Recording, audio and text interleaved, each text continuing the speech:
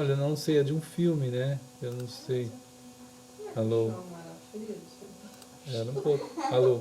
Alô? Alô? Bem, tá bom. Depois continuamos. Depois continuamos essa parte. Mas acho que agora vai sair bem. Deixa eu só.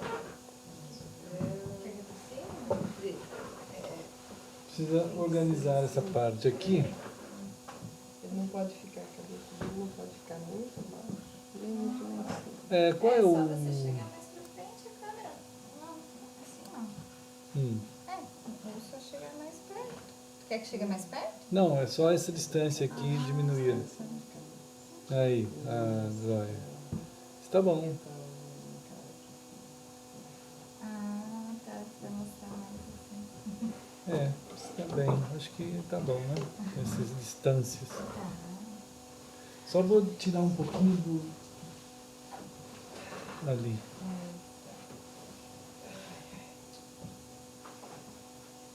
É isso, né, irmãos? Boa noite a todos, né, que estão aí, em todos os lugares. E nós estamos aqui em Florianópolis, hoje dia 22 de maio de 2016, continuando, né? Continuando dentro dessa caminhada, dessa jornada. E queremos pedir a Deus que abençoe toda essa transmissão, né? Todo esse contato, né? Que todos nós estamos tendo, nós que estamos espalhados por toda a Terra. Isso foi algo da dinâmica de Deus, né? Em mover o seu corpo, né? Mover o seu povo por toda a Terra. Então, os irmãos que estão lá em Nova York, lá nos Estados Unidos, na outra parte lá Califórnia, os irmãos que estão, que eu vejo aí no site, que eu me lembro, o pessoal lá de Moscou, né? Pessoal da Suíça, bom, vários lugares ali pelo mundo, e às vezes eu lembro, às vezes não lembro, mas tem os irmãos aqui no Brasil, né, lá em vários estados, em várias cidades, e que mensalmente a gente observa ali um encontro, né, dentro do nosso site, pelo menos a contagem que eu consigo acessar ali, a gente tem sempre ali uns 400 pessoas que estão mensalmente vindo, entrando em contato ali no site. Algumas dessas pessoas continuam vindo sempre durante o mês, né? Espero que Deus abençoe todos. Quero muito pedir a Deus que abençoe o pessoal que está lá em São Bernardo do Campo, né? O André, a Letícia, a Samira, e daqui a pouquinho já está fazendo 2 anos, né? Pertinho do aniversário da Pri. Então é uma bênção. O pessoal que está em Campinas, São Paulo, né? Os irmãos que estão ali firmes, em Cosmópolis, em Paulínia, são irmãos que Deus tem, como diz lá em Atos, né? A palavra de Deus é tão preciosa e apresenta para a gente que esse movimento do Espírito Santo acrescenta as pessoas que vão sendo salvas, mas também acrescenta nas fileiras dos restantes, né? Conforme Apocalipse 12, 17, fala de um restante, né? Que guarda os mandamentos de Deus e o testemunho de Jesus, né? Então, você tem o ambiente do mundo, a quantidade de pessoas não salvas, não tendo uma relação com o Senhor, e a Bíblia chama de pessoas naturais, né? Isso está lá em 1 Coríntios, no capítulo 2, e isso é extremamente importante, essa estrutura a gente conhecer, né? A questão humana e a sua condição de estar na ausência de Deus ele está numa condição natural. A palavra grega ali para isso é psique. Então, é uma pessoa movida, a sua existência, ela é trabalhada, construída, analisada, a sua visão de vida está dentro do que a psique humana pode alcançar, né? E a psique humana, ela, na definição de Deus e não de Freud, né? A psique, na definição da Bíblia, são aqueles aspectos do nosso ser que nós lidamos a partir do nosso pensar, e as nossas vontades estão sendo tratadas ali, né? Oi, Lipe. Então, as vontades que a gente tem, elas são dentro do campo psique, né? A vontade humana. Esse lugar, ele precisa ser muito bem cuidado, né? E isso só em Deus, para esse cuidado. Como Deus não faz parte dessas pessoas, da vida dessas pessoas, nesse diagnóstico que Deus passa a nós, seres humanos, então essas pessoas só podem trabalhar a sua vida a partir desse tipo de discernimento, né? O psique. E depois, então, a execução vai para o corpo, né? Porque é no corpo que a gente executa os nossos pensamentos, né? As nossas ideias. Então, é no corpo. E isso é soma, né? É a parte somática do ser humano. Então, as pessoas são assim, tem uma quantidade de pessoas assim, né? Que eles estão vivendo psicossomaticamente, né? Embora eles tenham um aspecto espiritual, mas espiritualmente estão mortos, né? E essa condição de mortos espiritualmente é danosa demais, né? Porque eles não conseguem ver a realidade última do ser humano, não conseguem. Opa, já vai, está chegando alguém e a porta está fechada. Oh, mas o quê? Pronto, entrem. Olá. E aí, Gabriel? Tá bom? Irmão Sandro. Manuela. Oi. Irmã Luciana. Tudo bom? Filho? Então, queridos, os irmãos, assim chamados na Escritura irmãos, né, por causa de uma filiação, né, a Deus, né, de um ato, né, de termos sido tocados por Deus e nascidos de Deus. Então, irmãos, né, o povo de Deus. Nessa condição, 1 Coríntios também no capítulo 2, ele lá no finzinho do capítulo 2, fala de uma condição dessas pessoas que foram tocadas por Deus, nascidas do Senhor, né? Então, são pessoas espirituais, né? O ser humano é pleno, assim, na sua capacidade, na sua complexidade de ser, né, irmãos? E nós precisamos ajudar nossos filhos, então, a entender isso desde pequenos, o que eles são, né? Mas estamos saudando os irmãos aqui, então, que fazem parte desse povo alcançado pelo Senhor, né? Esse povo que foi salvo pelo Senhor, que foi tomado pelo Senhor, chamado pelo Senhor, feito de novo, né? A obra de Cristo é tão impressionante que nos mata e nos faz de novo. Porque essa natureza que temos, decorrente do pecado, ela precisa ser morta. Ela tem que acabar. Ela não serve para nada. Em termos de alcance espiritual, alcance eterno, ela precisa ser morta, né? Então, essa morte tem que ser uma morte santa. Ela tem que ser uma morte em Cristo. Para depois, Cristo mesmo, fazer a gente de novo. Ele gera a gente de novo. Ele não faz uma reforma em nós.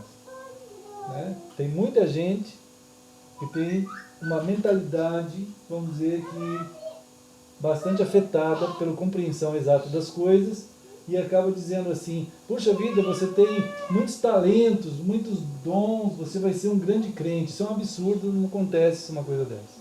Né? A pessoa não tem nada que possa acrescentar em ser um grande crente. Né? A pessoa só vai ser uma pessoa nascida de novo por Deus, feita por Deus, numa novidade de vida, numa nova vida, em nascer de novo. Ele não tem nada que ele possa contribuir nessa situação, nessa condição.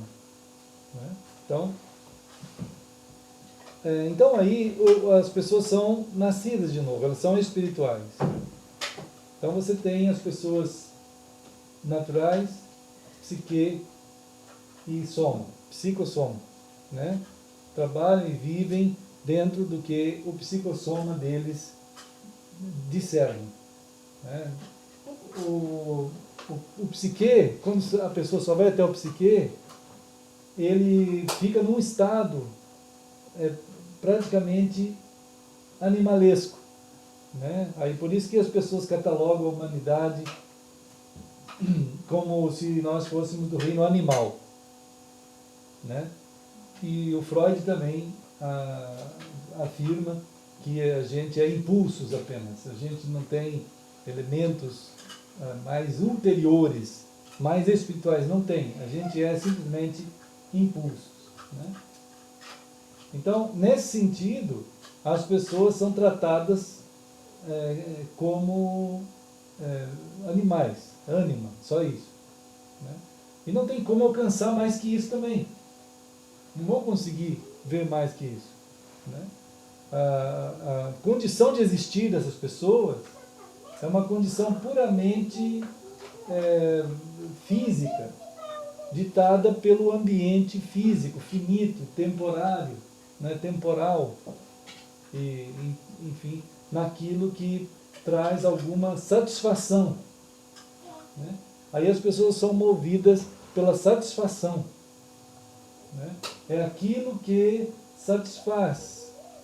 É um trabalho que é feito no entendimento, no estudo humano, de quem estuda a humanidade.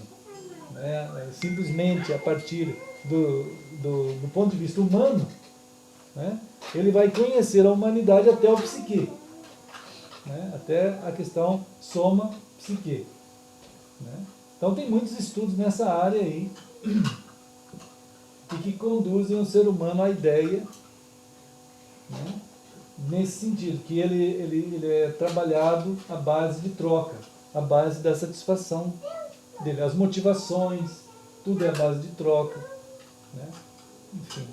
Agora, aquelas pessoas que foram alcançadas por Deus, elas são seres, novas pessoas, é chamado em 1 Coríntios 2 ali de pessoas espirituais. Né? Pessoas pneuma, são conduzidas numa dimensão em que o Espírito habita e vive, o Espírito de Deus habita e vive e dá vida a essas pessoas.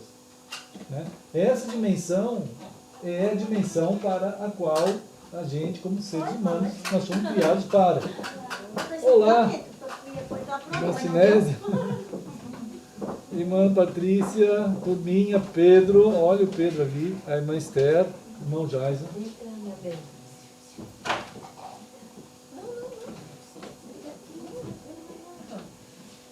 Pois é. E queremos pedir a Deus, né, que abençoe nós aqui que estamos juntos. Né, nós estamos nessa caminhada, nessa jornada, nessa transmissão também, os irmãos que estão em toda parte, né, as pessoas que nasceram de novo, nasceram por uma ação de Deus, né, estão lá em Campinas, São Paulo, e nesse ambiente estão lá em Paulínia, Cosmópolis, Blumenau, Florianópolis também, né? Enfim, todo o país. Pedir a Deus que abençoe cada um de nós, porque a gente está numa condição de existência, né, chamada por Deus de último tempo, né, último dia. É o dia escatológico, né, é o último dia que nós estamos vivendo. Essa é a escatologia de Cristo, a escatologia do Senhor. Né, Ele dá conta para nós de que o último dia começou quando Cristo veio. Né? E dentro desse último dia, as pessoas nascidas de novo, elas estão divididas, como a gente vê em Apocalipse. E por várias advertências dentro da Escritura, porque a pessoa nasce de novo, mas lá em 1 Coríntios 3, né, a gente é chamado a atenção, a gente vai lá em 1 Coríntios 3, né, a gente tem falado bastante aqui desse texto.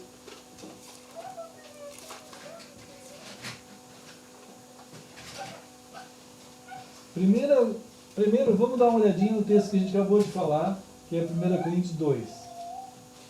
Né? Lá no versículo 14.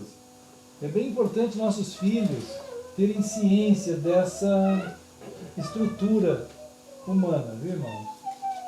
Nossas crianças. Né? Porque nas escolas eles não vão ter esse tipo de orientação. Né? As escolas estão tomadas por uma explicação compreensível, é evidente que é compreensível, né? Porque a humanidade ela não consegue alcançar essas dimensões aqui. Né? Mas, olha só, aqui fala do homem natural, do homem psique. Né? E o homem psique não aceita as coisas do Espírito de Deus porque eles são loucura. Quer dizer, a pessoa que está numa condição ainda sem conhecer as coisas de Deus, é impossível para eles alcançar. Ele não vai entender nada. Ele fala mesmo que é loucura, né? É verdade. Antigamente falava. Sim, é isso. Pessoas diziam que a gente lendo a Bíblia a gente ia ficar louco. É verdade, tinha algumas pessoas mesmo. Até a família de Jesus disse que ele estava ficando louco. Até a família de Jesus disse que ele estava louco, é verdade. É verdade. Então não dá para entender toda essa dimensão pela natureza humana. Né? A própria natureza humana, no sentido que ela se encontra, por que o ser humano não consegue alcançar? Né? Porque está escrito, e é importante que a gente, como povo de Deus, ajude as pessoas a perceber isso. Né? Desde Gênesis, o estado que o ser humano foi ficar. Muita gente diz assim, olha, tem uma quantidade de males nesse mundo, por que Deus permite isso? Se Deus existisse, Ele jamais ia permitir todos esses males. Né? Então, as pessoas têm uma mania de acusar Deus quando chega essa hora. Né? E é bem típico do ser humano nessa condição de psique, assim, nesse estado em que ele está despojado, ele está destituído, né? Ele está ausente de Deus. Então não vai conseguir. Ele vai imaginar que de fato Deus não existe, que nada espiritual existe, né? É tudo uma imaginação, um trabalho mental do ser humano que pode trabalhar uma ideia a nível, por exemplo, como alguns estudiosos da área da psique chamam de utopia. Né? Então a utopia é um termo utilizado pelo ateu para descrever o estado mais transcendente que algumas pessoas possam ter. Então, eles chamam de pessoas utópicas. De fato, até dizem que é necessário que as pessoas, mesmo não existindo nada de Deus, nada de espiritual, nada, as pessoas têm que ter utopia. Porque eles têm que buscar algo que mesmo que eles não saibam o que é. Eles têm que ter uma esperança, na verdade, é melhor, a palavra mais específica para esses grupos é a palavra utopia, né? É a palavra bastante, assim, cai no gosto dos ateus, né? Os ateus gostam muito dessa palavra, para definir esses pensamentos mais transcendentes a nós mesmos, né? Porque eles dizem que quando você tem essa utopia, você começa a trabalhar elementos que vão fazer parte até do benefício do seu corpo, né? Vai ter algumas curas, alguns benefícios, pensamentos positivos, coisas boas que você possa pensar, né? Esses negócios assim, né? Mas não vai entender mais que isso mesmo, não vai passar disso, né? O homem natural não vai entender mais. Agora, o homem espiritual, diz aqui no versículo 15, ele julga todas as coisas, né? Há uma formação que Deus quer que a gente tenha, que a gente, como seres humanos, que sejamos completos na capacidade de julgar. Na capacidade. Tem gente que fala assim que os crentes não podem julgar, e ao contrário, os crentes têm que julgar, né? Eles têm que julgar. Acho que aconteceu alguma coisa. Mas acho que não interfere na transmissão, né? Não. Então, a capacidade de julgar significa uma capacidade de discernir, né? Discernir. E a capacidade de discernir é chamada também em Hebreus 4:12, irmãos, de capacidade crítica.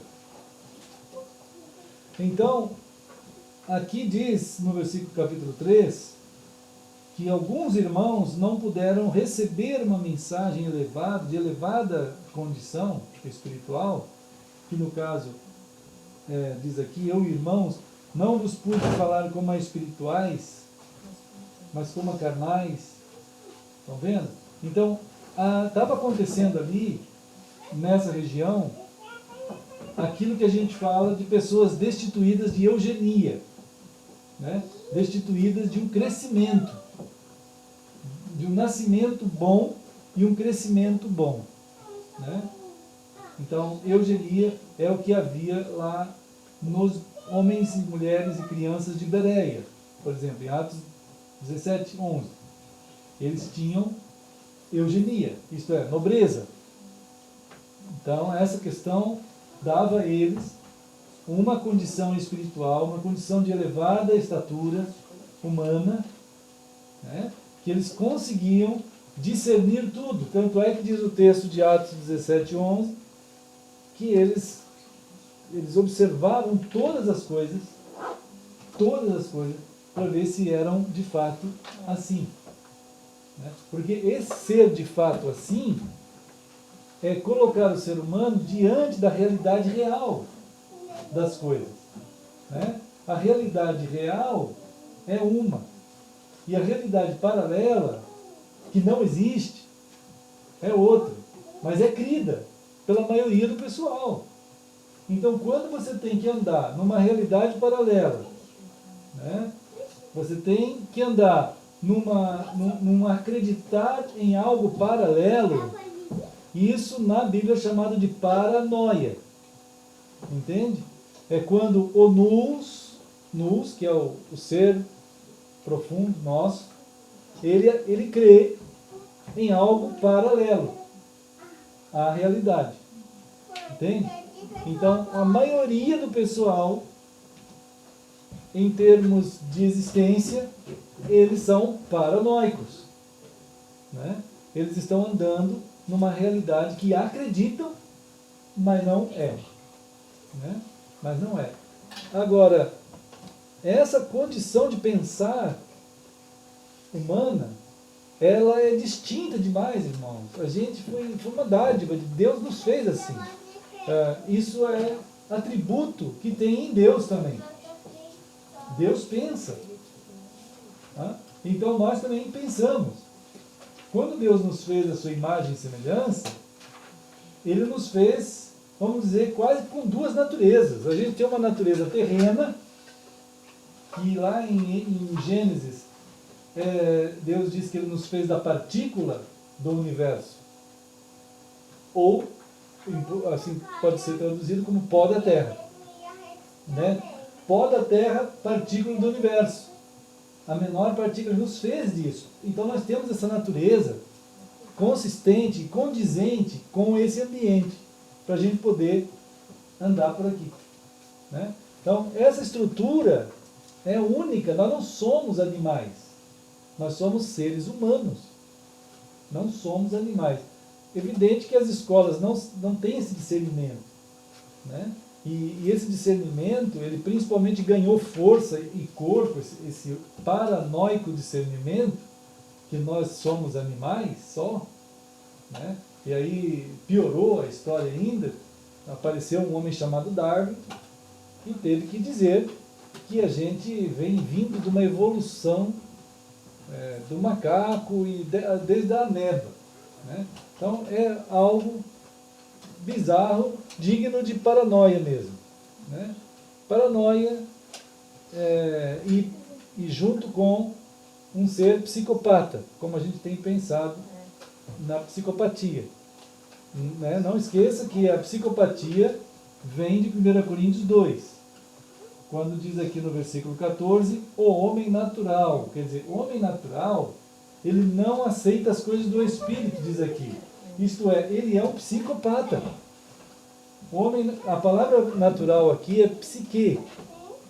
Psique. O psicopata é aquela pessoa que está diante de algo real, mas ele não aceita o real. Não aceita. E isso é um psicopata. Entende? O psicopata é assim mesmo. E é um paranoico. Porque ele aceita outra coisa.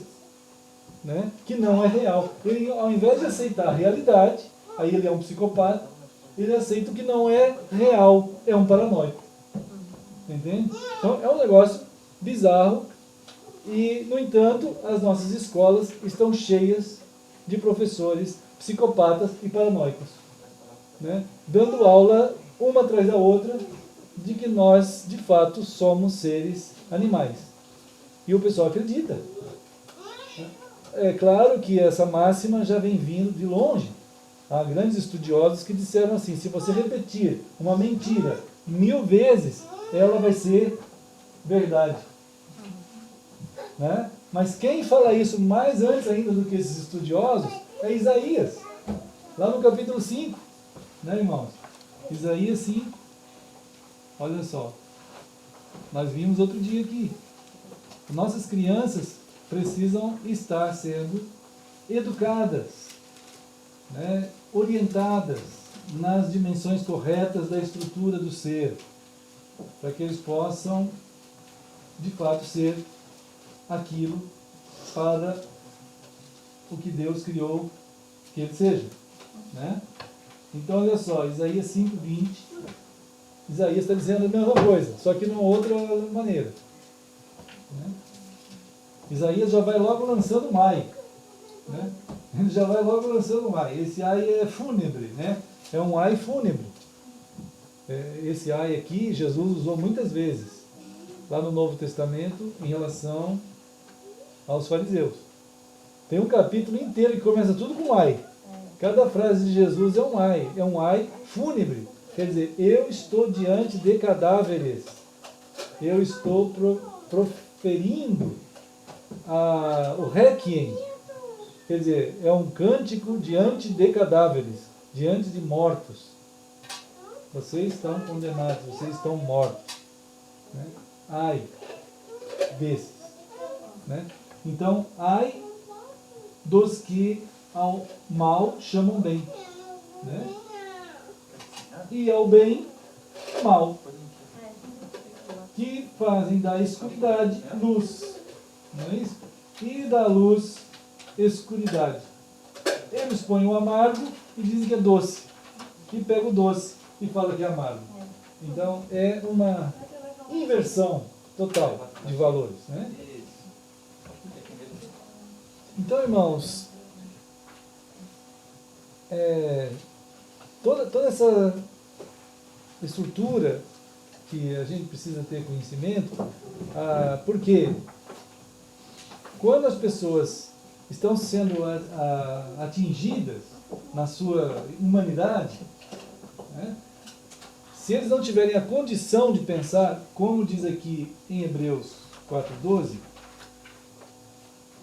né, Hebreus 4:12, né, diz assim que a condição de pensar é uma condição, vamos dizer assim, estruturalmente, ela é crítica, no sentido do discernimento. Pensar significa capacidade crítica. Pensar já é uma crítica. Tem gente que fala assim, o crente não pode criticar. Então significa, o crente não pode pensar. Não é verdade. O crente precisa pensar. Até o pensamento mais simples, se você pensar, por exemplo, em banana, é crítico isso. É uma capacidade crítica. Pensou em banana. Ao pensar em banana, significa que você está anulando tudo que não é banana para imaginar uma banana.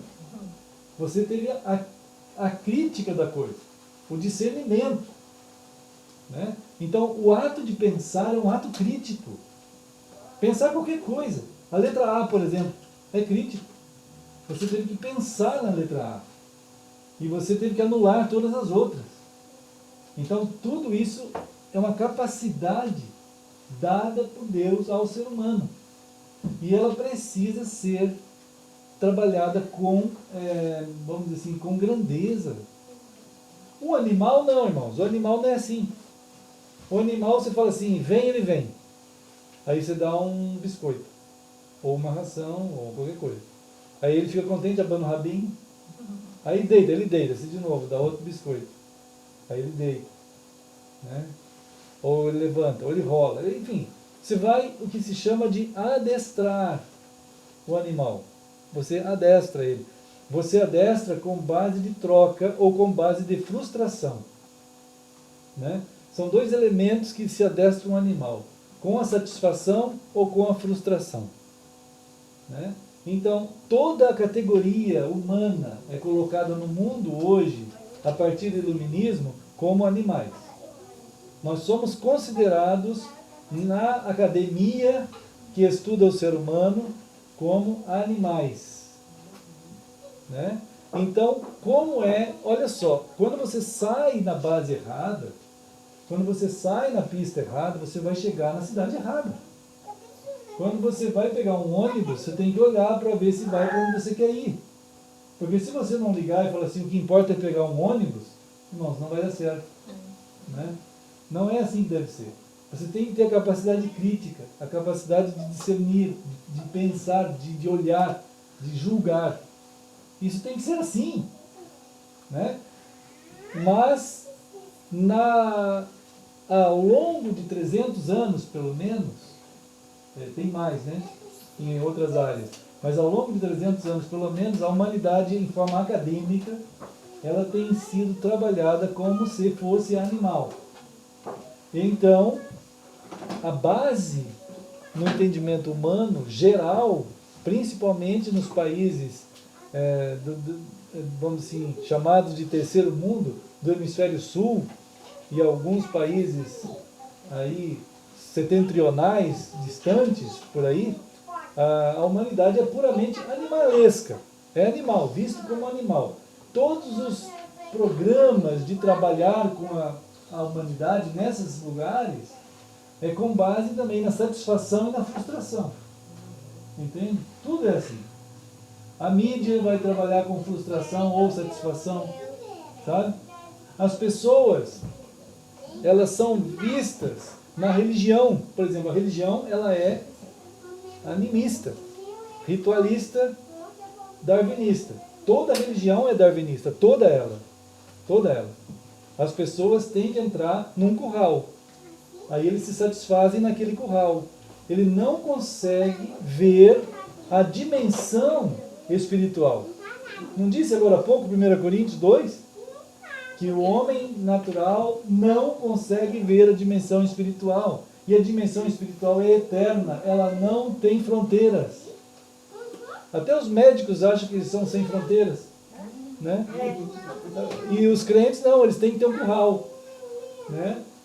o ser humano, aí você entra naquele curral de qualquer religião, aí a pessoa diz assim, mas eu sou de Deus, mas que Deus é esse que fez você ficar num curral? Né? Então, é um trabalho que foi feito lento, demorou décadas, séculos, né? E que trabalhou a humanidade dentro dessa visão puramente psique. E conseguiu manter o ser humano na psique, usando a terminologia que for. Pode ser política, pode ser científica, pode ser religiosa. É só a base que tem que ser mantida. Isto é, as pessoas vêm para cá se elas ganharem alguma coisa. Se elas ganharem alguma coisa. Né? Ou então você tem que pôr medo nas pessoas, a frustração espiritual. Quer dizer, se você não vier para cá, você não fizer tal coisa, vai ter uma condenação em cima de ti. Entende? Então a pessoa tem medo, por exemplo, de perder a salvação. Né? Aí ele não conhece Cristo de jeito nenhum. Para falar que perde salvação é porque falta tudo de conhecer, né, a realidade real. Então, dentro da dimensão espiritual, que é os seres pneumáticos, né, os seres espirituais, os homens, as pessoas espirituais, essas pessoas espirituais, quando elas estão carnais, como lá nós acabamos de ler, 1 Coríntios, lá no capítulo 3, Paulo chegou lá em Corinto e disse assim, gente, eu não pude falar com vocês como pessoas em dimensão eterna.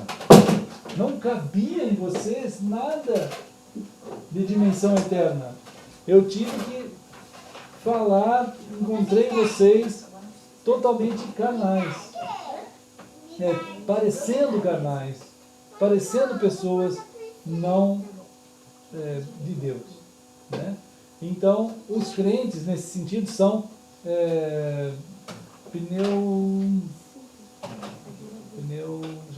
pneumopatas,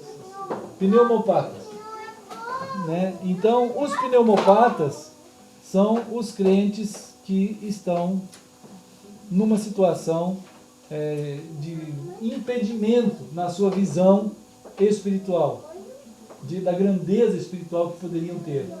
Então, no impedimento, não conseguem ver. Eles são colocados, enquadrados, né? Eles são sovieticados dentro dos grupos assim. Não conseguem desenvolver e ver a vida no sentido de Cristo, do corpo de Cristo que eles são, do reino de Deus. O que é o reino de Deus? Tanto é que uma das palavras menos falada no meio cristão, nos cristianismos hoje em dia, é reino de Deus. Né? Se fala muito de igreja, porque igreja foram os quadrados de satisfação na base de troca para os pneumopatas se juntarem. Aí eles ficam lá. Agora, tem também aqueles que são em grau mais perigoso dentro dos pneumopatas, que aí eles são os pneumocóticos. Né? Os pneumocóticos é como se fossem os psicóticos. Né? Os pneumocóticos são aqueles seres, tipo vaca sagrada, ou coisa como Bardomiro, ou tipo Edir Macedo, quem mais? Esses caras aí, os 7 mais bilionários do mundo, chamados de pastores, são todos brasileiros, né, que têm bilhões e bilhões de dólares na base de troca de vidas. Como Pedro disse lá na sua carta, que ia chegar dias que eles iriam fazer mercadoria de vós. As pessoas seriam simplesmente mercadoria deles. Né? Então, isso é o tempo que esses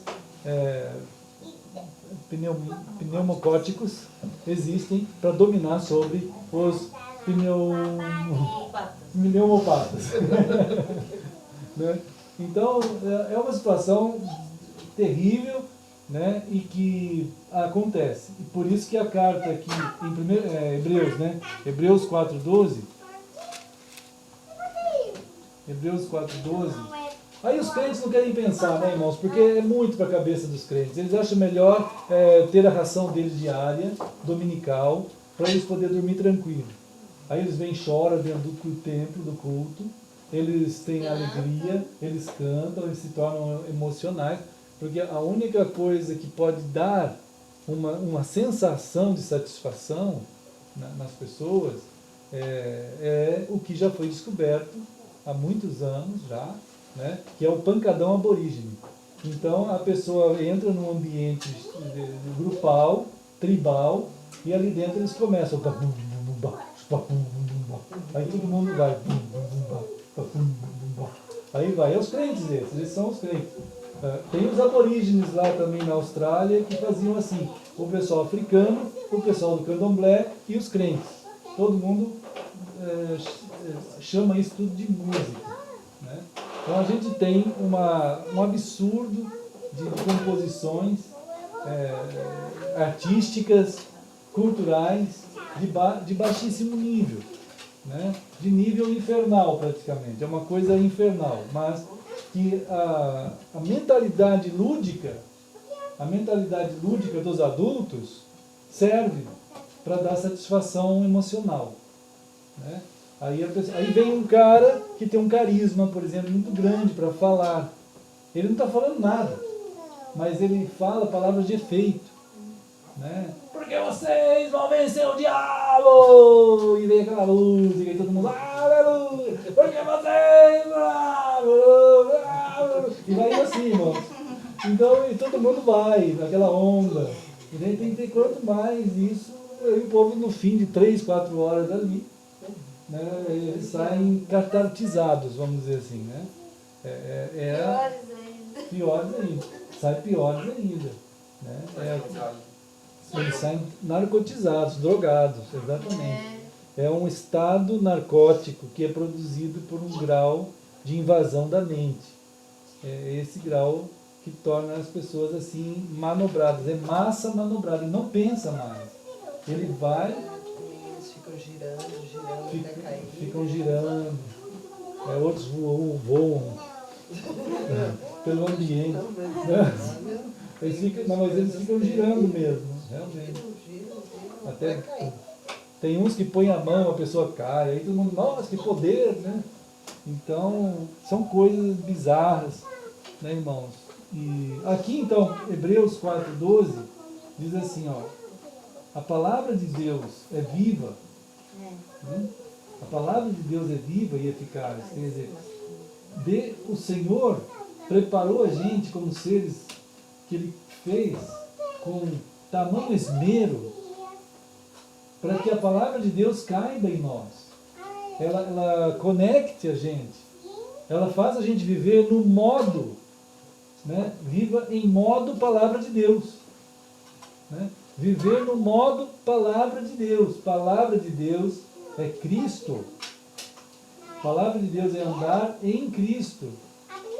Né? Entende? Cada um de nós precisa dar esses testemunhos aos nossos filhos, para que eles, porque irmãos, a escola vai passar o tempo inteiro.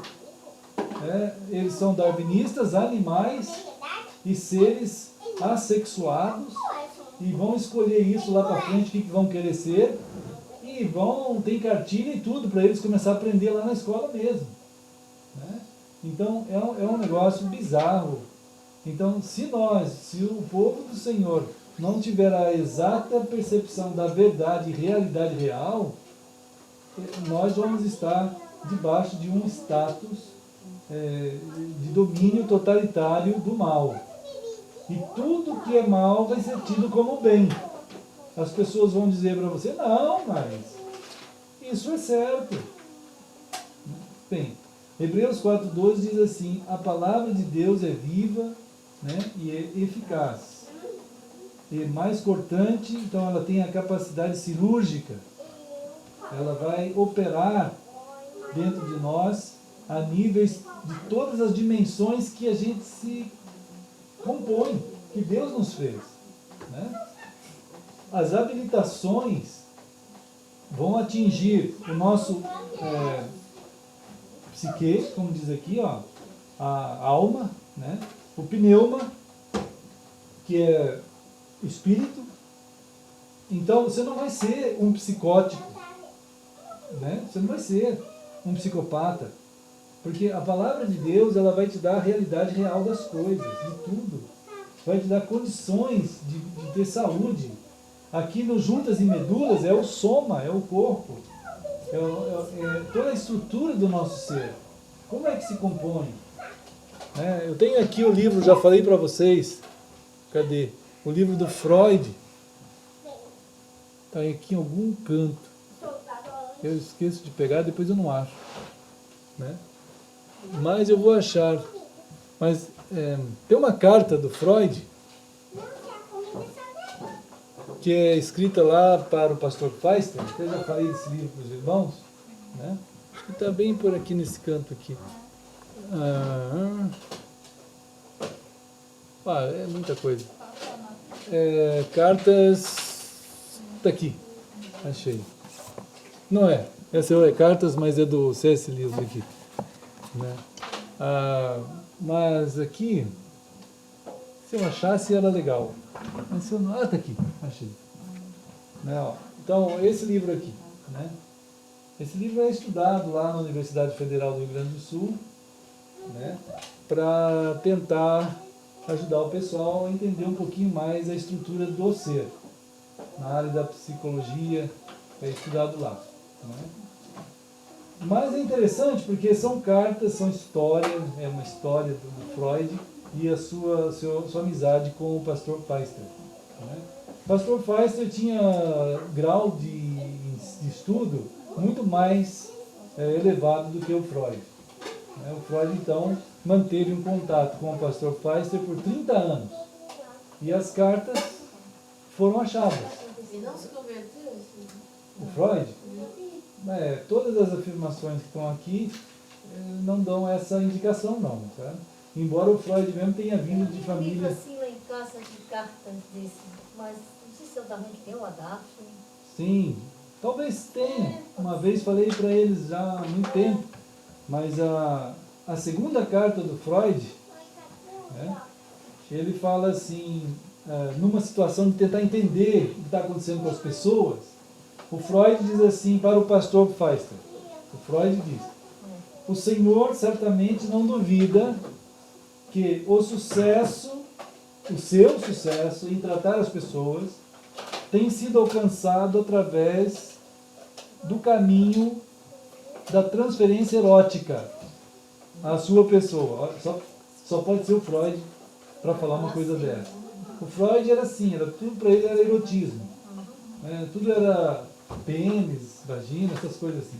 Então, o Freud era meio desse tipo, a cabeça dele era só isso, né, irmão? Então, mas ele falou para o pastor Feister, né, que o pastor estava conseguindo sucesso porque as pessoas transferiam eroticamente. Mas tudo bem. Mas depois ele continua assim, ó. O Senhor, porém, tem a feliz possibilidade de conduzir para Deus, olha só, e de produzir num ponto lá das pessoas o estado feliz de outrora em que a fé sufocava as neuroses. O Freud estava reconhecendo aqui que a fé anunciada pelo pastor Feister, ela era algo de extremo valor que sufocava as neuroses, as psicoses, as psicopatias, as pneumopatias, todas essas paranoias, né? Agora, olha o que o Freud continua dizendo assim, ó. Para nós não existe essa chance de resolver as coisas. Nosso público, independente da origem, não acredita em nada. Tá vendo? É totalmente psique, né? Nós também o somos, quer dizer, não acreditamos em nada. Bom, aí vai, e enfim, ele está admitindo realmente a distância que há entre o trabalho que ele imagina poder levar as pessoas, que tem a ver com satisfação erotizada, né? Que tudo tem a ver com isso, e a realidade daquilo que estava sendo falado a ele, que era uma dimensão que ele nem conseguia imaginar. Ele simplesmente diz: nós não vamos conseguir chegar a isso nunca. Né? Não, realmente não dá para chegar, né, irmão? Essas dimensões, elas são, como diz aqui Pedro, vamos ver na carta de Pedro, primeira Pedro. Olha só, Pedro. Pedro, tem uma carta aqui bem do teu nome.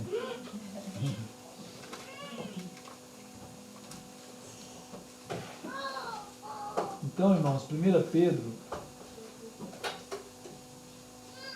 olha só, no capítulo 2, 1 Pedro 2,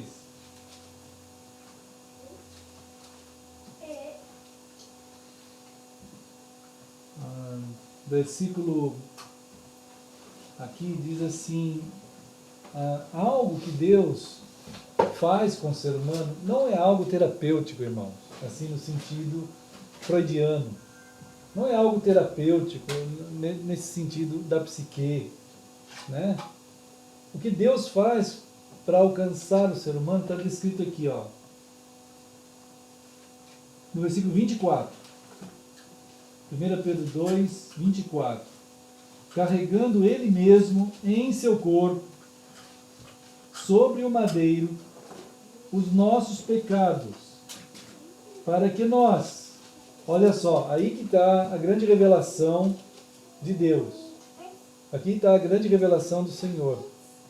Deus, Ele nos leva, e nós precisamos saber que para que aconteça em nós, nas pessoas, essa vida em Deus, nós precisamos morrer.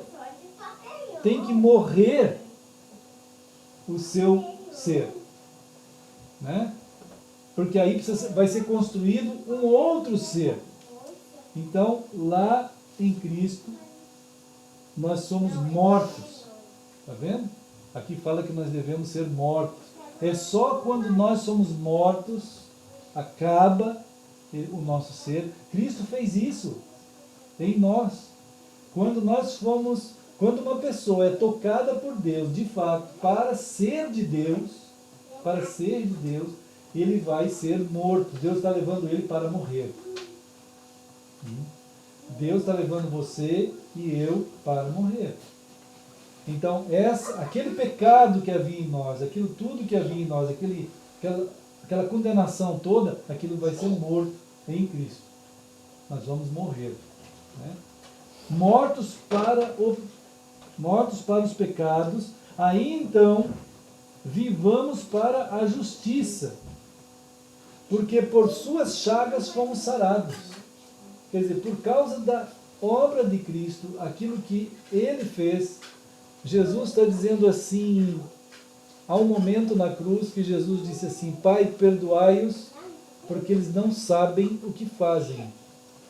Não é aquele momento ali que eles não sabiam o que faziam, não, irmãos. Eles não sabem o que fazem nunca. O ser humano não sabe o que faz. Perdoai-os, Pai, porque só Deus que pode fazer essa obra de perdão. Pai, perdoai-os, porque eles não sabem o que fazem. Quer dizer, a humanidade, ela está vivendo uma realidade paralela e não sabe o que faz. Não sabe quem são, não sabem nada. Eles vivem na ignorância, né? Então, só que o perdão que Deus dá à humanidade, Deus continuou dando. O perdão está na morte de Cristo lá na cruz. Porque aí, Pai, perdoai. Deus falou: eu vou perdoar. Então meu filho vai morrer. Porque o meu filho morrendo, nessa condição pela qual ele está fazendo, e que ele sabe o que está significando aquela morte, ele vai conduzir toda essa desgraça do pecado e das pessoas que estão sendo alcançadas, e toda a desgraça nele. Então, é em Cristo que nós somos justificados. Então, há uma justiça de Deus feita em Jesus. A justiça de Deus foi feita em Cristo, não foi feita em nós. Foi feita na pessoa de Jesus. Então, quando nós somos tomados por Ele, nele morremos, nós fomos incorporados, vamos dizer assim, no corpo de Cristo, tornados corpo de Cristo, justificados em Cristo. É Ele que fez, a justiça está feita em Cristo, a justiça de Deus. Então não vai ser feita mais em nós. Entende? Nós morremos a morte pelo pecado, o pecado, irmãos. Irmã Sônia.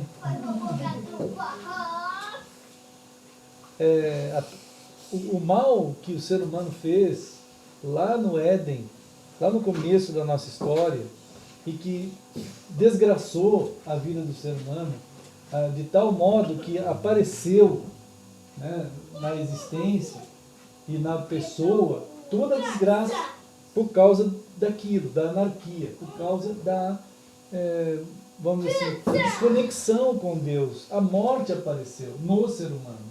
Então, essa morte anuncia a morte eterna. Né? Essa morte já está anunciando a morte eterna. Quer dizer, você morrendo vai morrer. Quer dizer, há um julgamento pesado sobre a desconexão com Deus. O julgamento é pena de morte.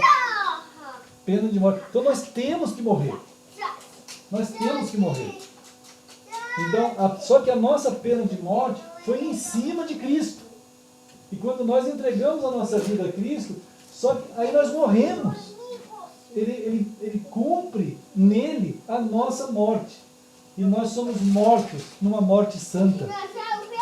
Numa morte que não morre mais eternamente. Numa morte em Cristo.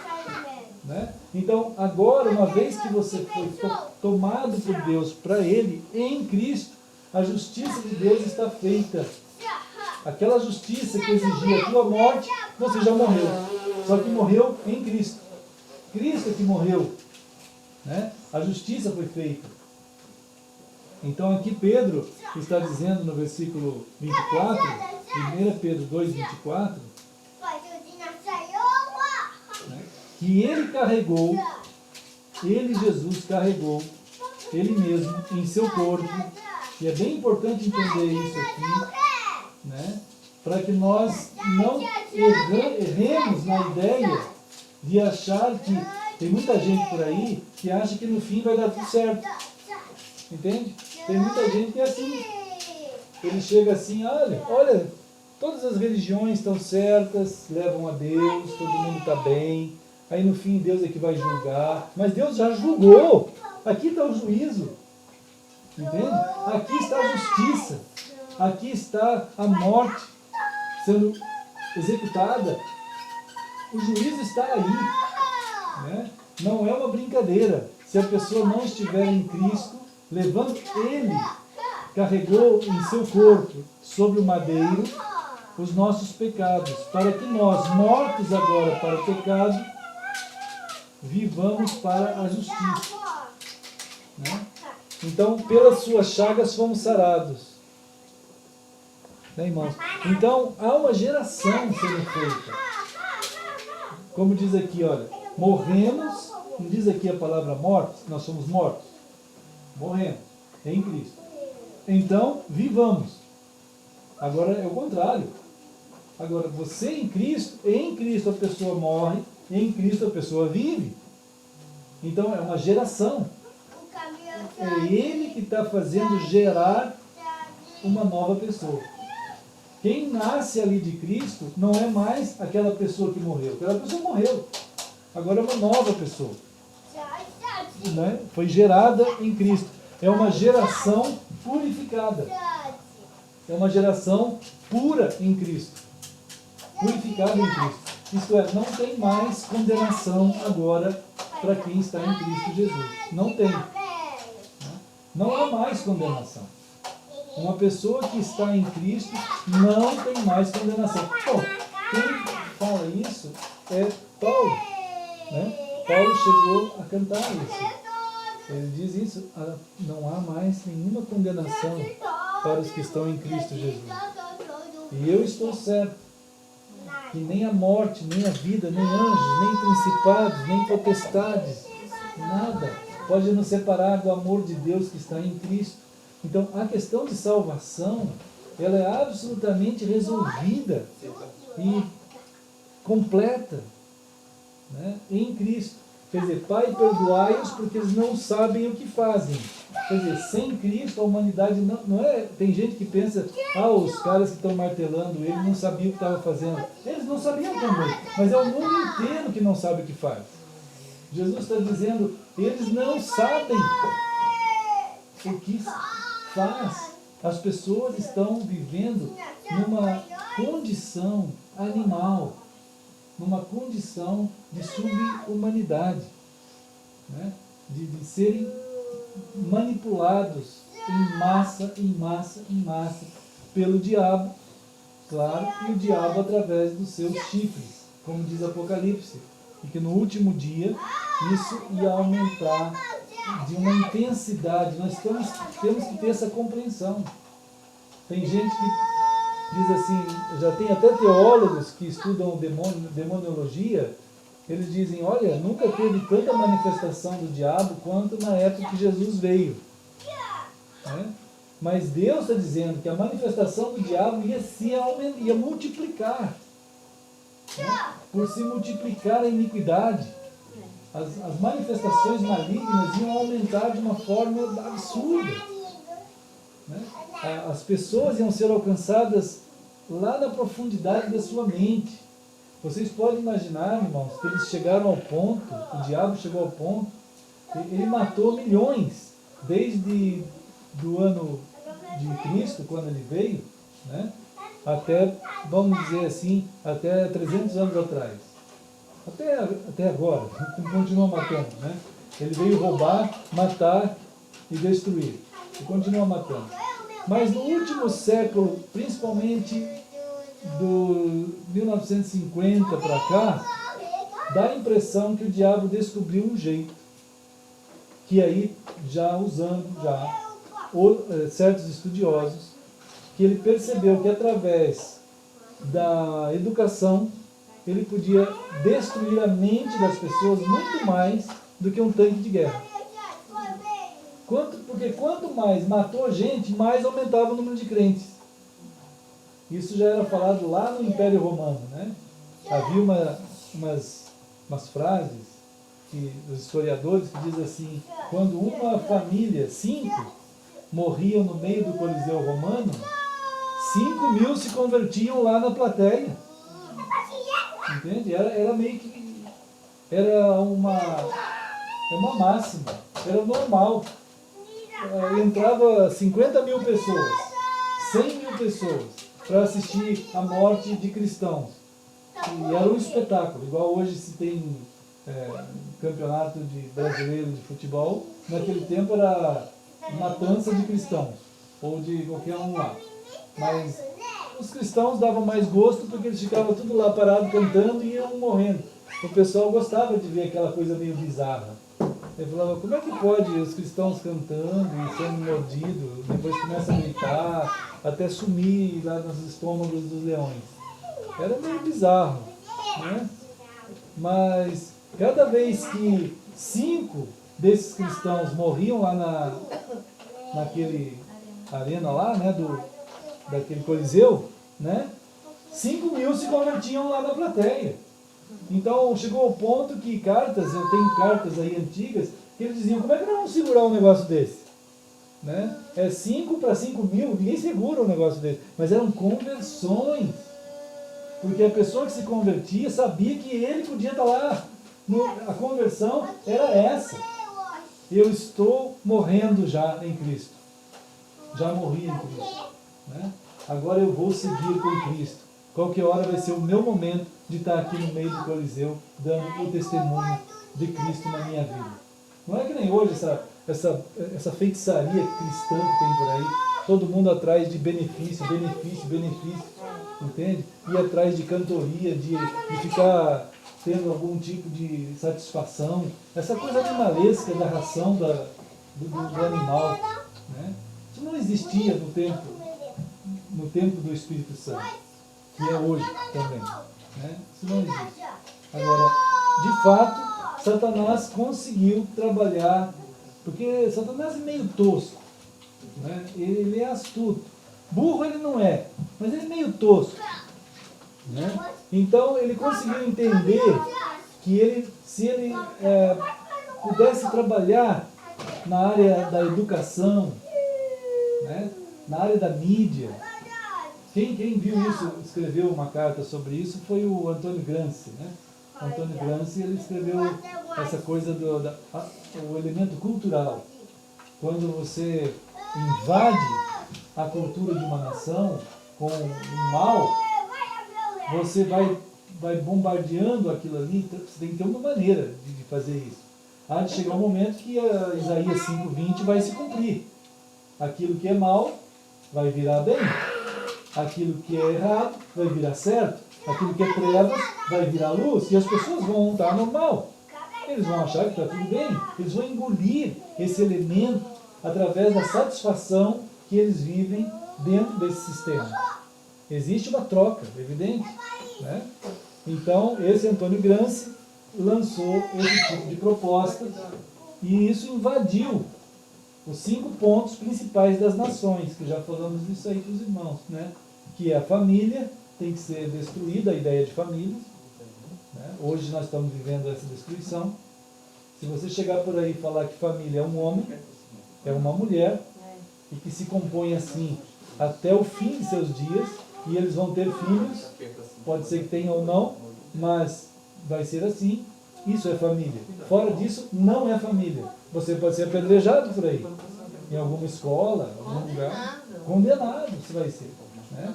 Porque, como pode? Né? Então, a família foi invadida.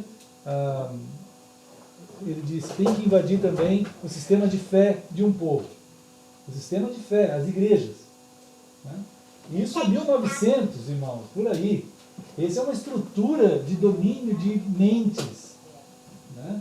As mentes foram sendo invadidas quando perceberam que os próprios líderes das comunidades chamadas cristãs, né, trabalham com as pessoas cada vez mais distantes daqui da palavra de Deus, da Bíblia. Né? Claro que para você sair da Bíblia, você tem que trocar a Bíblia por algo que possa interessar para as pessoas. Né? Então, elas foram ficando incapazes de pensar, diminuídas na capacidade de pensar. Bíblia distante não vai pensar nunca. O pensamento vai ficar centralizado no eu. Entende? O nosso pensamento precisa estar centralizado em Cristo. Isso se chama fé na Bíblia. O pensamento centralizado na razão. Né? Não no pastor, ou numa igreja, ou em qualquer lugar, mas em Cristo. Isso é fé. Né?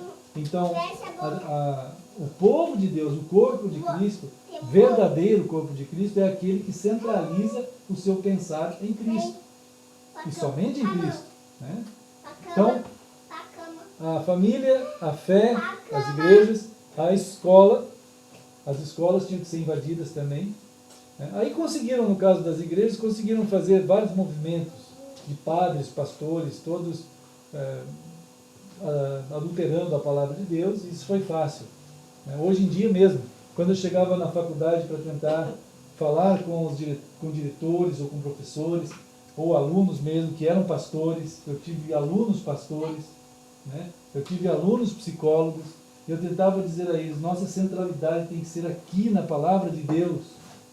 E quando nós começávamos a estudar a centralidade da palavra, eles não suportaram e eu tive que sair por 3 vezes. A terceira eu não voltei mais. Né? Porque o pessoal não aguentava a palavra. O senhor está ofendendo a nossa fé. Mas qual é a tua fé? A tua fé está em quê? Centralizada em quê? Não, porque na nossa denominação não é assim. Então já sei onde está a tua fé. Está na sua... Enfim, aí no fim, cada pessoa, dentro do protestantismo moderno, né, se desenvolveu o individualismo de cada um. Notem, os irmãos, que a maior parte dos crentes não tem senso de corpo algum. O que importa é o que ele pensa, é o que ele acha. Ele não tem noção de corpo de Cristo que ele faz parte, nenhum. Na prática, o crente é um ser egoísta absoluto. Ele só se preocupa com o que ele define. O que ele definiu é a autoridade máxima. Não é o que a palavra de Deus diz. Na prática, ele é um egoísta.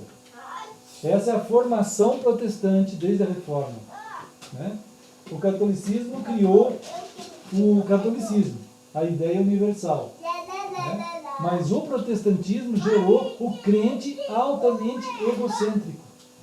É o egocentrismo cristão, que é uma contradição, né?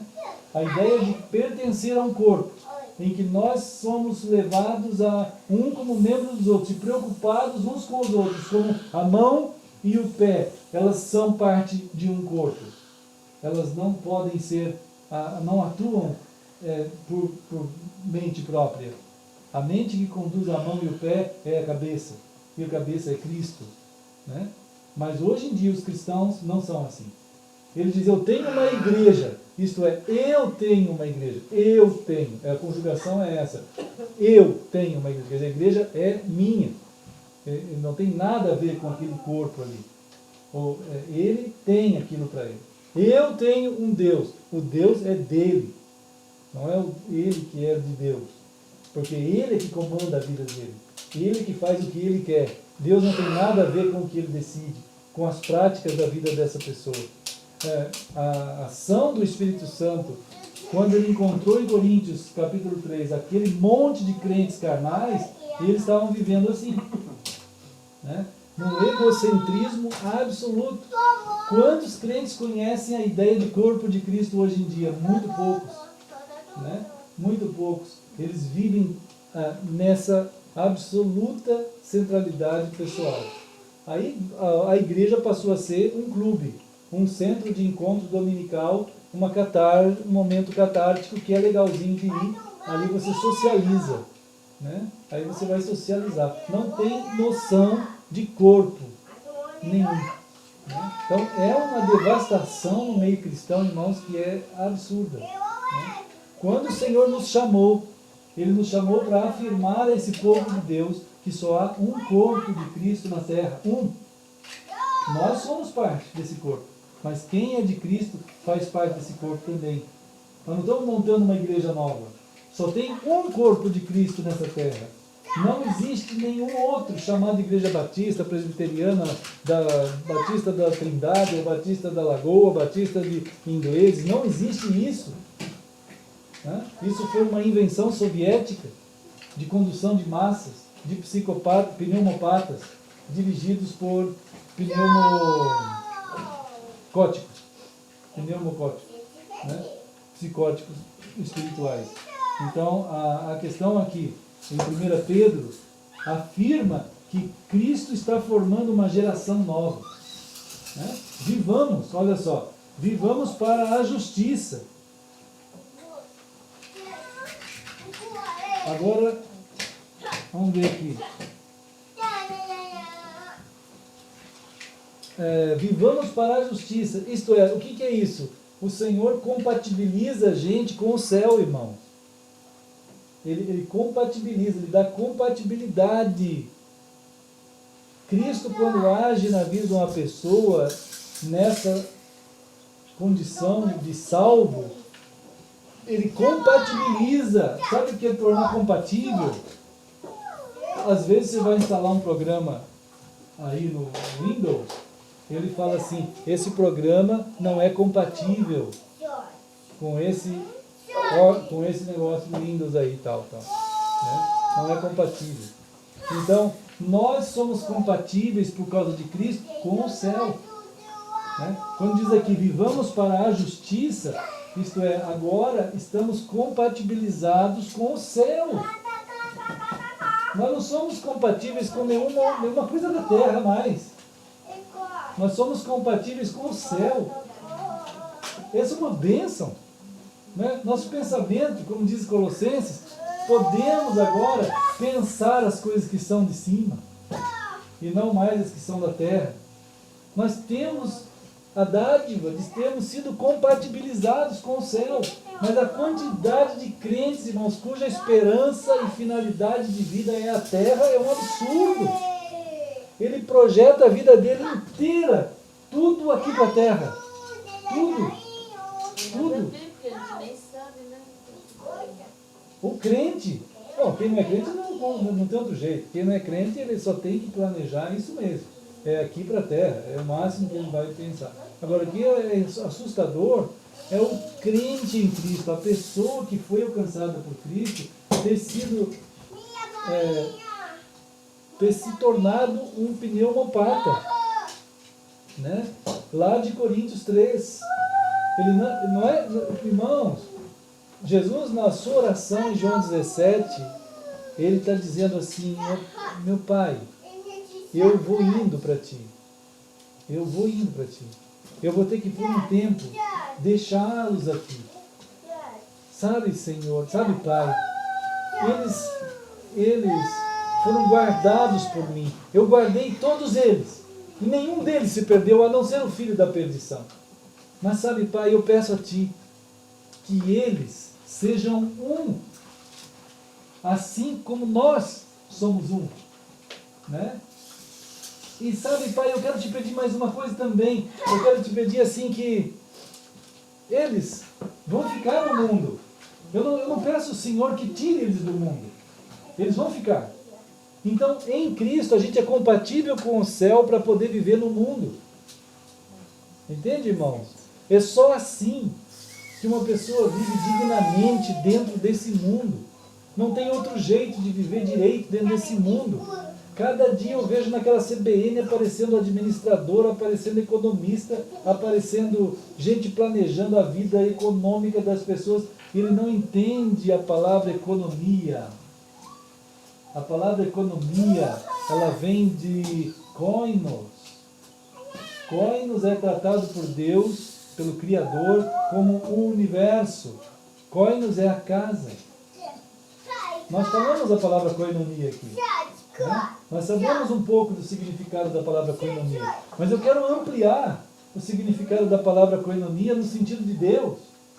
Ele fala assim: eu fiz a koinos de vocês, e essa koinos, ela precisa ter economia. Quer dizer, o que é economia então? É a administração fiel e real e correta da casa, isto é, do universo. Quem administra esse universo corretamente? Deus. Deus está, irmãos, administrando as galáxias. Uma vez Jó perguntou para Deus assim, como certos homens zombam de Deus, dizendo: agora Deus não existe, porque eu vi que aqui é o pó mesmo, e nesse pozinho está aqui não tem nada, é só um pó. É o bóson de Higgs, né? Achamos o bóson de Higgs, e dentro do bóson de Higgs não tem nada, só tem pó. Mas é claro que só tem pó. Isso é um absurdo, né, irmão? O cara olha um pó, aí afirma que no pó tem pó, e afirma que por causa disso não tem Deus. Isso é uma loucura digna da psicopatia, né? Evidente que é psicopata. Mas a grandeza da administração de Deus, de toda a koinos cósmica, está acontecendo.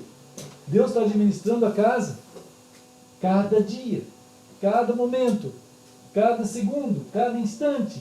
Aí Pedro diz assim: há de chegar um momento em que Deus vai, na economia dele, cessar de administrar na manutenção dessa koinos. Os elementos todos do universo ardendo se desfarão. Não tem mais significado. Vai acabar. Mas também tem a koinos terra. A koinos terra, que é a casa terra, que Deus nos fez. Só que as pessoas que estão tentando chamar a atenção da koinos terra são os movimentos malucos da idolatria da terra, que chamam de mãe terra. Ó mãe terra, ó mãe terra. Aí tem que cuidar do rio, tem que cuidar não sei de onde. Tudo no sentido de idolatria da terra. Mas Deus está cuidando da terra. Né? E Ele também tem uma economia administrativa da terra. A koinos cidade. A koinos cidade. A koinos casa. Irmãos, se nós não cuidarmos direito da nossa casa, como a gente estava falando ontem no aniversário da irmã Sinésia, né? A Koinos Casa precisa de uma administração correta, hábil. E a Koinos Vida, a nossa casa, que vivemos assim, nesse corpo, tem que ter uma administração também correta, sadia, né? Então, quem pode habilitar a gente a viver nessas dimensões tão extremas? Alguém um dia perguntou assim, quem somos? Né? De onde viemos?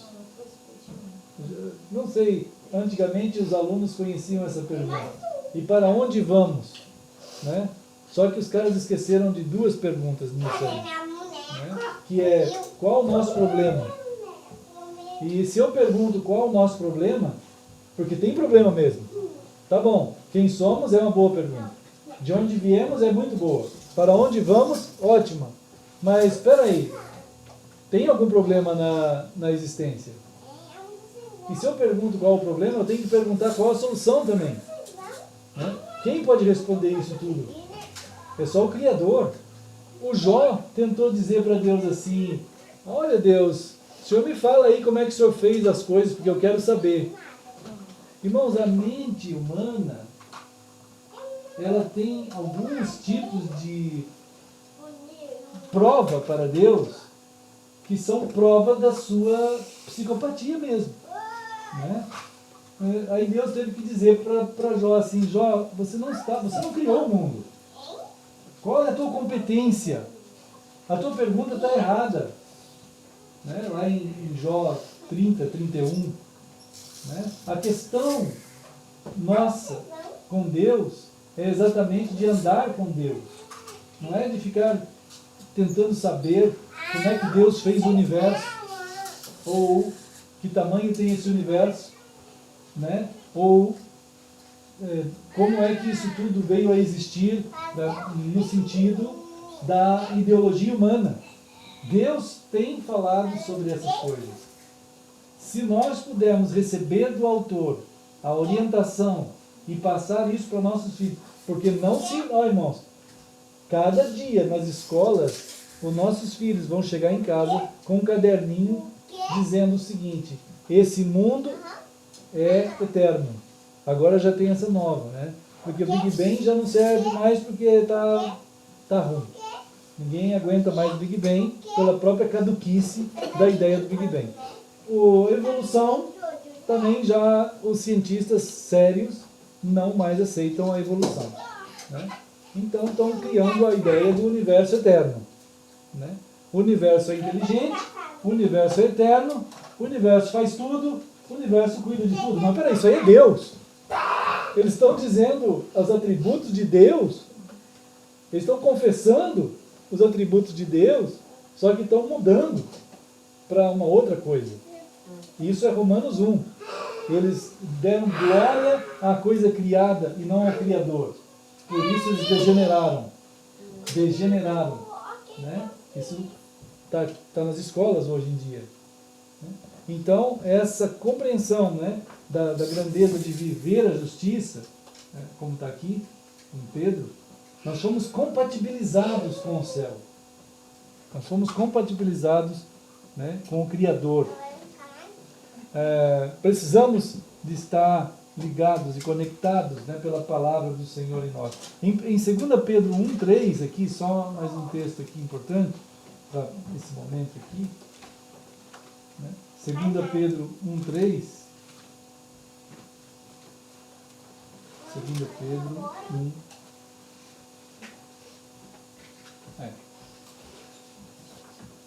Então aí, acharam, né?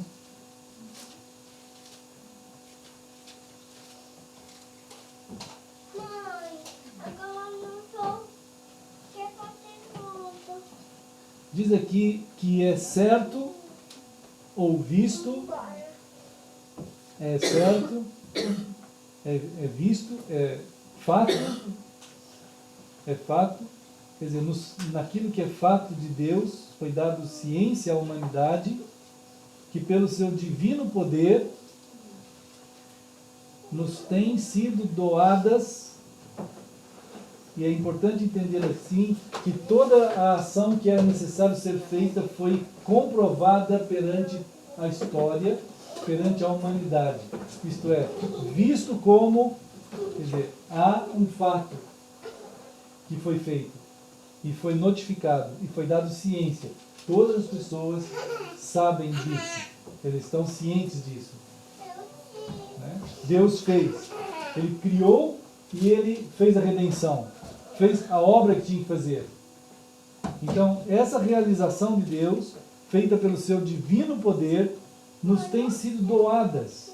Quer dizer, a doação, a palavra doação aqui, irmãos, é muito importante porque ela significa não algo dado assim. Né? Não é algo dado. Chega lá e vou dar um carro, ou vou dar uma casa, ou vou dar uma bola. Não é assim. Está envolvido um ato sacrificial. É algo feito com um sacrifício. É algo feito com intensidade pela outra pessoa. Não é só dar assim. É diferente essa palavra da palavra só dar. Uma intenção, uma intensidade muito grande. Né? Foram doadas todas as coisas que nos conduzem à vida. Quer dizer, tudo aquilo que é possível para a gente ter vida correta e vida verdadeira e vida digna tem sido dado por Deus para nós, através daquilo que Cristo fez. Foi por causa de Cristo que é possível. Então, no dia do Senhor, quando nós estivermos lá, nós vamos responder à responsabilidade que tivemos, com certeza. Né? De poder, não há como alegar que não havia condições de viver a vida que Deus deu para nós. Era muito difícil, Senhor, porque esse mundo estava tão perdido. Não tem essa coisa. Né? Todo o poder e toda a graça e toda a possibilidade de viver a vida digna que nós precisamos viver e que Deus quer que a gente viva foi doado a nós por causa de Cristo. Em Cristo é possível viver. Só não vive se o crente não quiser. Né? Isso é responsabilidade pessoal dele. Eu não quero, Senhor, eu quero viver a minha vida do jeito que eu quero. Sim, isso é assim. Aí você pode viver. Né? Você vai responder por isso. Mas que se você quiser viver, na verdade você foi chamado para viver isso. Né? A vida que Deus tem para a gente. Então, as coisas que conduzem à vida. Aqui a palavra vida não é bios. Uma vez falamos sobre isso. A palavra aqui é zoe. Zoe.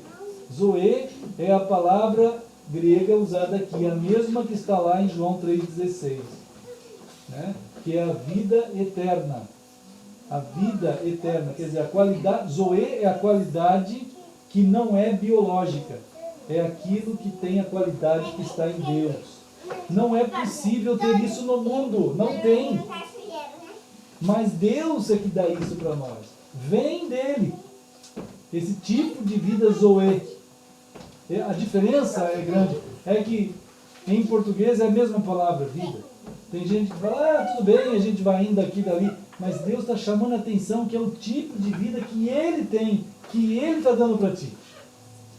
Né? Em Cristo Ele está dando. Né? E a piedade. E pelo conhecimento completo, pleno. Quer dizer, Ele nos chama a um conhecimento pleno. Não é conhecer plenamente, irmãos. É assim, quando você casa com alguém, né, você encontrou aquela pessoa, casou com ela, você vive plenamente com aquela pessoa. Você pode não estar conhecendo tudo que vai vir no futuro, mas enquanto vocês estão juntos plenamente. Você é plena dele, ele é pleno teu. Não é assim? Entende? Então, e essa plenitude de vida é possível, Deus deu a nós para viver em Cristo. Não é conhecimento teológico, não é conhecer as características, atributos, é viver plenamente. Isso tudo é em Cristo cada dia. Né? Então a gente tem que vigiar a nós mesmos para a gente não escorregar pelos lados. Né? Quer dizer, você ama o teu marido te ama, é como a Sulamita de Cantares. Ela o tempo todo estava pensando no seu amado, o seu amado o tempo todo estava pensando nela. Né? Numa relação de vida que, vamos dizer assim, esse é um resumo, mas na verdade isso é uma pregação eterna. É uma condição a melhor possível que Deus tem para a gente.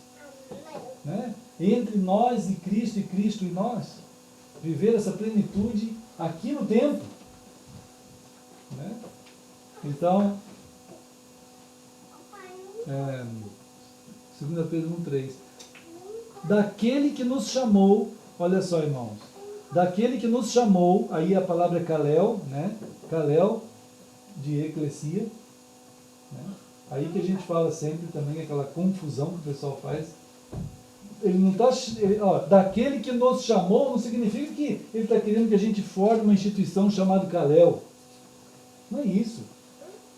Né? Nos chamou para sua própria glória e virtude. A palavra glória aqui é doxa. Né? Doxa, muita gente nas áreas teológicas, eles quando terminam, por exemplo, uma exposição teológica, bíblica, eles falam assim, vamos passar à doxologia final. A doxologia final significa uma leitura de uns textos assim meio elevados, poéticos ou de grande afirmação, que glorifica a Deus. Mas aqui está dizendo que doxa somos nós. Nós. Então, ao sermos chamados a viver assim, a doxologia para Deus, a glorificação para Deus, somos nós. Não é ficar recitando um monte de frases bonitas ou cantando certos tipos de hinos. Nós podemos até cantar, claro, é bonito os cânticos, né? As palavras, muitas delas são belíssimas. Podemos fazer isso, mas nada substitui você ser a glorificação do Senhor.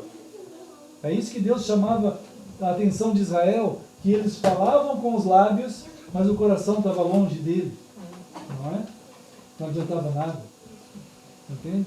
Então, irmãos, acho que é melhor continuar depois. Vamos celebrar o Senhor. Né?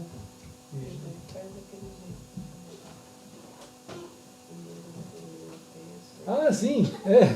Vou ler um texto de Mateus 26. É uma sugestão interessante, como diz na França. Deixa eu ver aqui. O meu Luiz está aí que não me deixa mentir só. Professor de francês. Aqui, irmão. Mas é aqui, em Mateus diz assim que os irmãos estavam juntos, né? E perceberam essa grandeza. Jesus queria muito que eles percebessem isso. Essa comunhão, essa doxa de cada um, né? Essa caminhada juntos, corpo de Cristo. E ele falou assim, então vocês perceberam tudo isso, que vocês são o meu corpo, e que a graça para vocês viverem está em mim, e eu vou dar isso para vocês sempre. E eles tinham percebido. Então eu quero que vocês agora celebrem isso. Vocês vão celebrar juntos, celebrando em verdade, em espírito.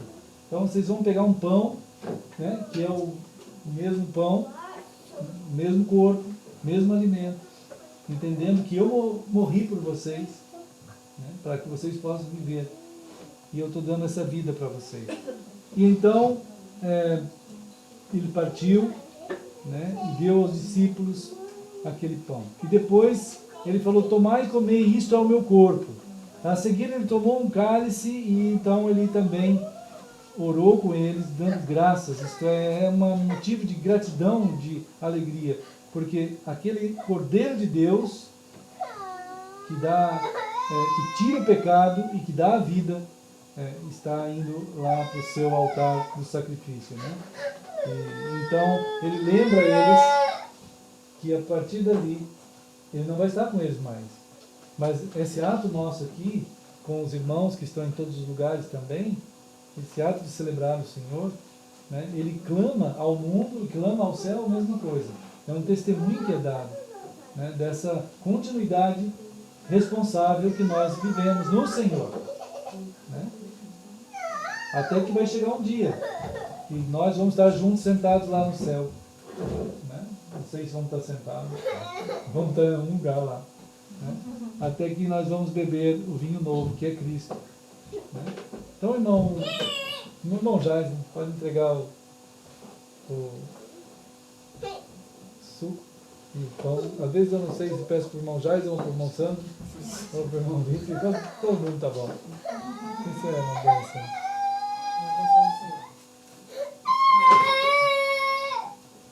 Ontem foi aniversário da Nascinese, né, Nascinese? Foi uma bênção. Hoje é o do Dan. Hoje é o do Dan, né? Verdade.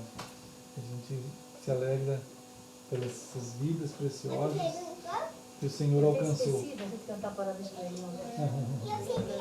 Meu cunhado lá também que fazia ontem.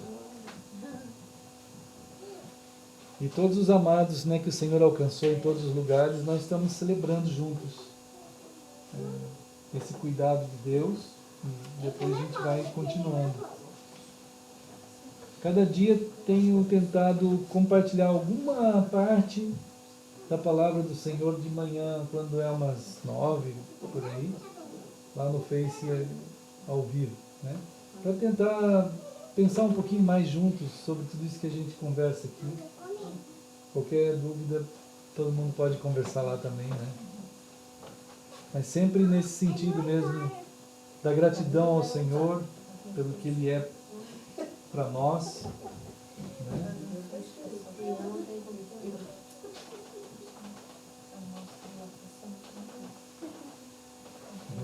Obrigado, irmão. Assim Jesus pegou o pão junto com eles. E vamos orar, né, irmãos? Vamos orar. Querido Senhor, estamos juntos com tua família, teu povo, teu corpo, celebrando a bênção do teu toque, do Senhor ter nos alcançado, pensando em nossas vidas, nessa relação com o Senhor, que o Senhor estendeu tua mão e nos tocou.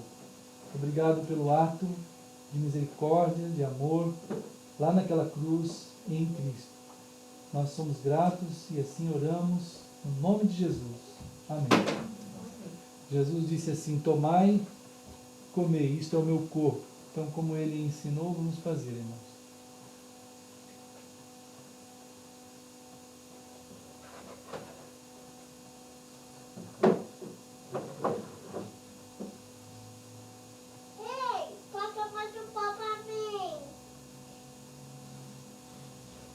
Amém, né, amados? Somos gratos, sim, ao Senhor. E Ele depois pegou o cálice e abençoou aquele cálice. Então nós vamos orar novamente. Querido Senhor, nós te agradecemos pela tua vida entregue lá na cruz. Agradecemos-te, Senhor, pelo ato de amor, de misericórdia e de resgate, Senhor.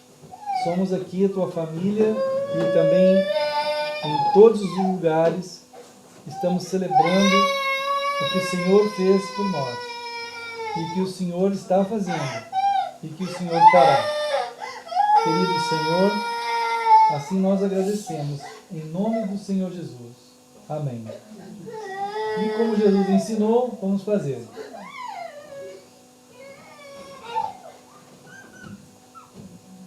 Querido Senhor, abençoa cada um de nós com essa caminhada, Senhor, de uma maneira tal que sejamos dignificados, Senhor, sejamos envolvidos com a ação preciosa da Tua Palavra, nas mãos de Teu Espírito, para que sejamos a glorificação mesmo do Senhor, a doxologia do Senhor. Sejamos um povo que segue adiante até as Tuas mãos, Senhor, conforme a Tua Palavra. Nós oramos te dando graças em nome de Jesus. Amém. Bom, irmãos, sejamos guardados no Senhor, né? A turminha aí também, criançada, né? Todo aí, Gabriel, e também Manuela, Pedro, Esther, né? Quem mais? Então, Deus abençoe. Outro dia o Pedro, obrigado, Manuela. Tá, pode jogar ali se quiser. Pode jogar. Obrigado. E agora vou dar uma voltinha aqui para os irmãos estarem fazendo um oi. Nossa, deixa eu ver aqui. Fazendo um oi e um tchau, né? Deixa eu por aqui. Que coça é isso? Ali está a irmã Sônia, a irmã Nancy e a irmã Luísa. Logo mais ali a irmã Sinésia. Deus abençoou ontem com mais um ano, né? Completado. A irmã Patrícia, a Esther está bem ali, o Pedro. Deixa eu ver ali, o irmão Jason logo lá atrás. O irmão Felipe está bem aqui, a irmã Priscila. O irmão ali Sandro. A irmã Manuela, que está atrás desse negócio aqui. Deixa eu chegar para cá. Acho que deu, né, para ver. Manuela e também o Gabriel. Muito bem, a irmã Luciana. Hein? Deu para ver? A turma viu você. Ó, Tiago está mandando abraço, André está bem. Amém. Samira também. Samira também. E assim vamos seguindo no Senhor, né, amados? Que Deus fortaleça. Essa semana aí tem esses feriados, alguns irmãos vão viajar, outros vão, Pri vai para lá, né? Pri vai encontrar com o seu amado. Estamos orando também, quem sabe tem a Coinonia em Campinas, São Paulo, na quarta-feira.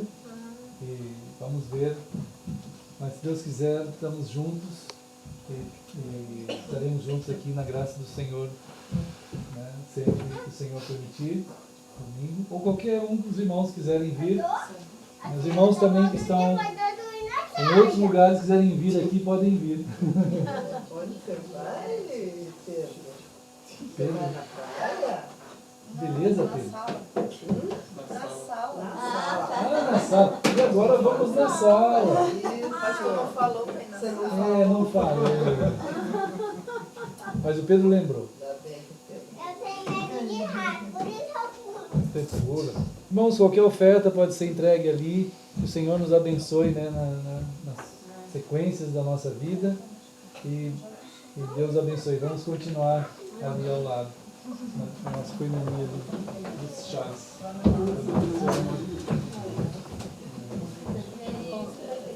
Meu filho. Deus abençoe.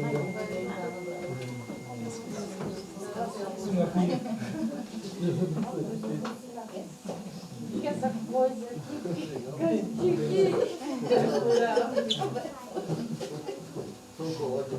Que é isso? Obrigada, querida. Abençoe, Deus abençoe. Fica firme. Deus abençoe. Vai se Deus abençoe. Graças a Deus pela tua vida, né? Mais esse tempo. Bênção. Pode pôr aí? Não, vou deixar, irmão. Eu pego aqui na tabela e faço uma cesta. Deus abençoe, irmão.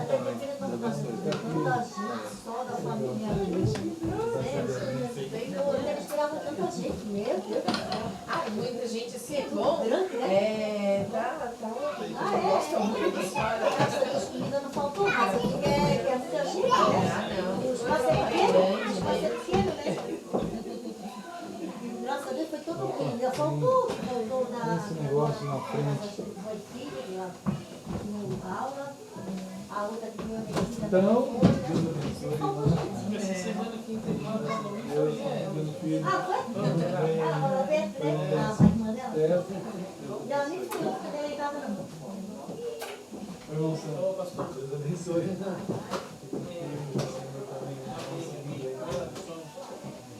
Deus abençoe, irmão. Pastora Canetinha. Ah, sim, tá aqui. Eu deixei aqui. Tava ali no sofá mesmo. Essa, né? Obrigada. Tá bom, irmão. Deixa eu dar um tchau aqui pros irmãos. Eu já vou lá. Opa, deixa eu ver aqui, isso aqui tem que virar. Está bem? Bom, irmãos. Então vamos seguindo na graça do Senhor, né, amados? Deixa eu guardar esse livro aqui de novo. Onde que estava? Ah, estava aqui.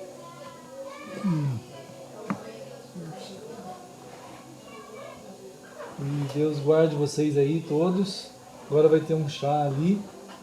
E quem sabe em um momento, um dia desse, vocês venham aí tomar um chá.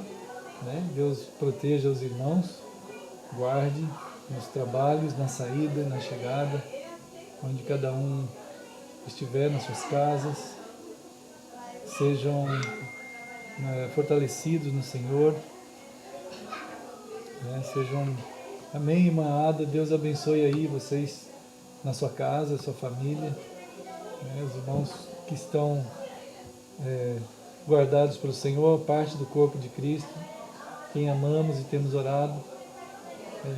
Vamos seguindo firmes. Qualquer dúvida sobre a palavra do Senhor, vamos conversar, vamos pensar juntos os pensamentos do Senhor, fortalecer a nossa vida na dignidade com que o Criador nos fez, né? E em Cristo nos dá a condição de vida. E assim vamos seguindo. Deus abençoe os amados em São Bernardo do Campo, em Campinas, irmão André lá em São Bernardo, irmã Letícia, a Samira, e irmão Daniel, a Helene, as Anas, a irmã Célia e o Danielzinho, o Tiago, a sua esposa, filha, Danilo, a Josi, né, os filhos também, e irmão Luciano, irmã Virgínia e também os filhos queridos. Deus abençoe meu irmão Edson, a sua família, né, Cláudia e Raíssa, a minha mãe, que está aí para ter aquela cirurgia, vai fazer alguns exames essa semana. Deus proteja, abençoe a vida dela e os médicos, né? E vamos seguindo firmes. E quarta-feira, se Deus assim permitir, estaremos juntos lá em Campinas, São Paulo. E vamos seguindo, né, irmãos? Também os irmãos de Paulínia, né? Esqueço, tenho falhas de nomes, mas eu lembro deles, eu lembro carinhosamente e afetuosamente em Cristo deles, o Kleber e a Fabiane, né? E também os irmãos de Cosmópolis, todos os irmãos lá, amém, né, irmãos queridos, e fortaleça o Senhor a vida de vocês, os irmãos de toda parte, né, aqui do estado, aqui da cidade de Florianópolis. Peço aos irmãos que orem por nós, né, por todos esses dias e tempos. Sempre todos nós temos os desafios e as batalhas que são intensas e precisamos muito das orações dos irmãos para que a gente possa continuar. Às vezes os pedidos são voltados para manutenções algumas vezes básicas. Pedimos aos irmãos que orem por nós. E Deus guarde todos os amados. E assim, qualquer coisa vamos nos falando. Deus abençoe, queridos irmãos. Deixa eu desligar aqui.